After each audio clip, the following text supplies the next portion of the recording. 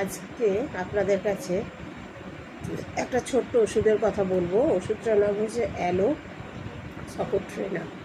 Aloe ওষুধটা সাধারণত digestive সিস্টেমের ওপরই কাজ করে, লার্জ ইন্টেস্টাইনে কাজ করে, আর একটা হচ্ছে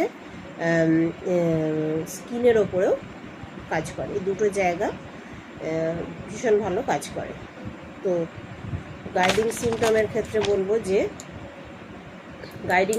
ক্ষেত্রে এদেরকে বলবো যে ঘুম থেকে উঠেই পায়খানা যাবে, আর হয়েই যাবে পায়খানা, ইনভলেন্টারি স্টুল, অসারে পায়খানা হয়ে যাবে।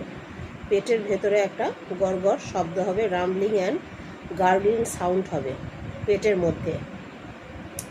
আর একটা কি, ঘুম থেকে উঠেই সকালবেলা পায়খানা যাওয়ার একটা টেন্ডেন্সি, আর ডিজায়ার ফর সুইট, মিষ্টি খাবার প্রতি একটা বেশ ভালো ইচ্ছা থাকবে, এইটুকুই। আর সূর্যের আলো এটাকে ঠিক সহ্য করতে পারবে না।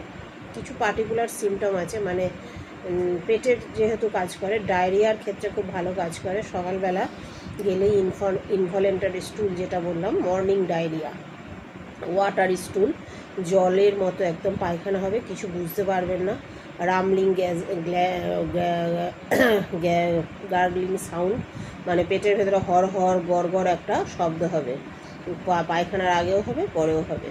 আর একটা কি না, ফ্ল্যাটাস মাছ, আর স্টুল ভেরি লিটল, প্রচুর পরিমাণে গ্যাস হবে, আর কিন্তু বায়ু সরবে, কিন্তু স্টুল খুব পরিমাণে অল্প হবে, বায়ু বেশি হবে, এটা একটা ব্যাপার।